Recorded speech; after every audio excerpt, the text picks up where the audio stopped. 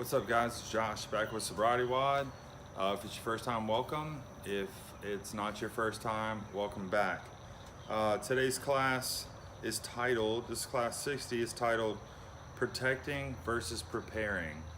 And I kind of go all over the place with these sometimes, but this one got a little bit psychological, which actually a lot of people like to think about this stuff. So kind of what we're talking about is a process of how some of the character traits about us, some of the personality traits that we have or that we exhibit later on, kind of where they come from, you know. And I think a lot about just at the most basic level, how things start.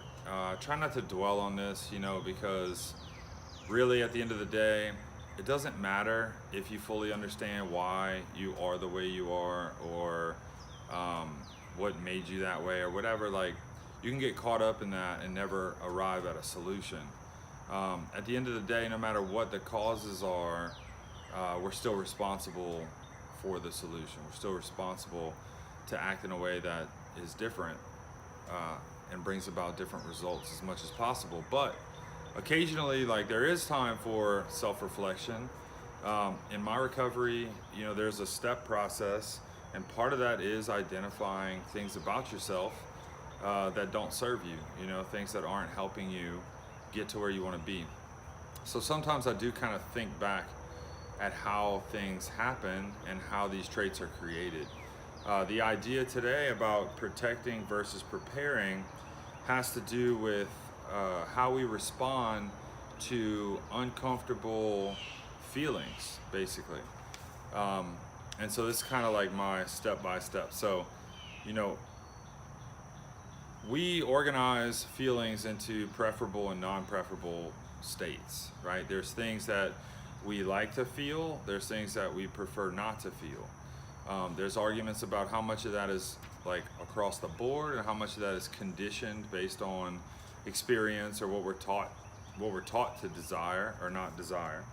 But regardless, from like a little baby, you're already starting to identify things that you like and things that you don't like.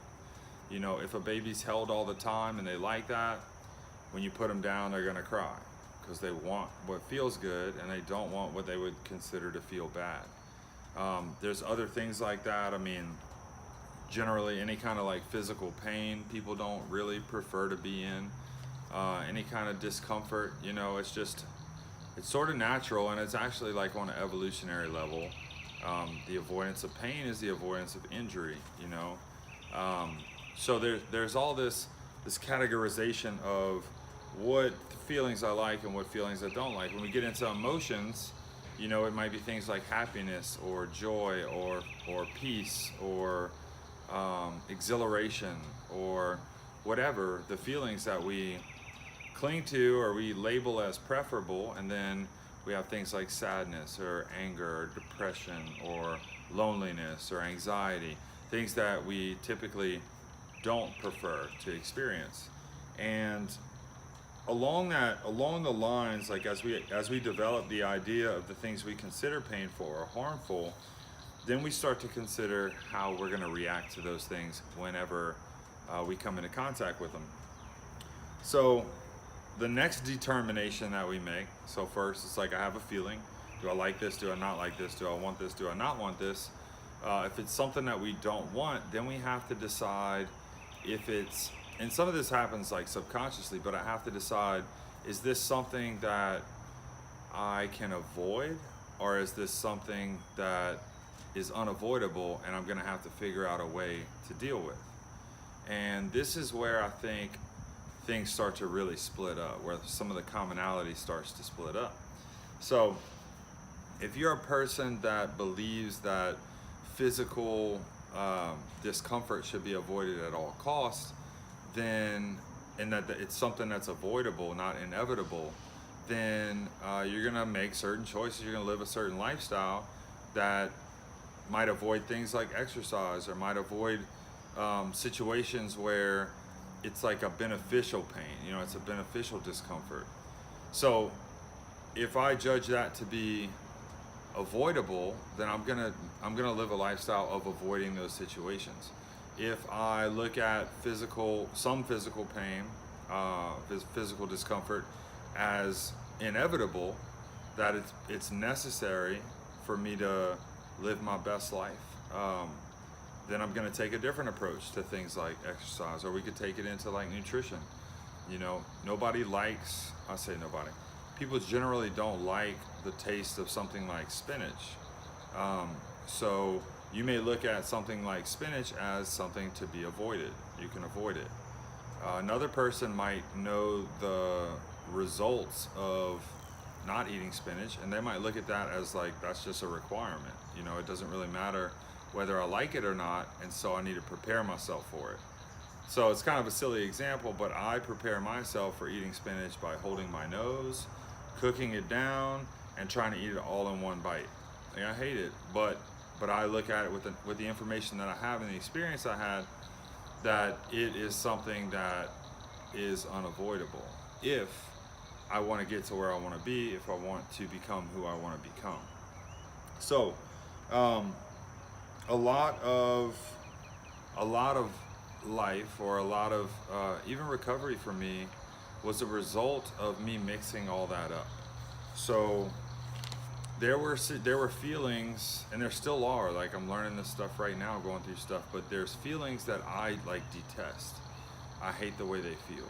You know, I don't like conflict. I don't like people to not have a positive opinion of me or something like that. And so I look at that as something to be avoided, you know. And so what I'll do is I'll kind of structure my life and my behavior and my actions and my talk and the way I present myself in a way to put a buffer between me and someone potentially not liking me, right? Which ends up leading to a lot of problems. Then you have the people on the other side that would say something like, you can't please everybody. And so what I'm saying, I want that to be avoidable, but the reality is, at the end of the day, it ends up causing more problems for me. Whereas other people look at that as inevitable, you know? So when the situation arises and somebody doesn't like you or doesn't agree with you or something like that, it's like, most normal people that I know are fine with that. They know that's just a fact of life. Whereas for me, it's one of those things that I try to avoid at all costs. Since I'm trying to avoid it, I spend more time and energy trying to protect myself from it, and less time and energy trying to prepare myself for it. You know, if we look at all these things that we would prefer not to experience and ask ourselves, is this truly avoidable or inevitable? And of those two things is where we can decide, do I need to protect myself from it, or do I need to prepare myself for it? So your discussion, I should have a good one today. Where maybe previously in your recovery, you know, I kind of gave an example for me, but maybe you protected yourself from something unavoidable, so it happened anyway, and you'd have been better off having prepared for it. Or maybe vice versa, if you prepare yourself for something that you could avoid. So when we did our group on this, somebody gave an example of their alcoholic dad coming in for the holidays and preparing themselves to spend like the week with them, when actually, you know, they had to spend some time with them, but they also had the opportunity to remove themselves from the situation whenever it was possible. So she was prepared for that, and she was prepared for this awful situation that was going to occur, but really she was able to sort of protect herself from it. So that one's a little trickier, but if you can think of something that you thought of as avoidable and try to protect yourself from, that you've learned is inevitable and should spend time preparing yourself for, you guys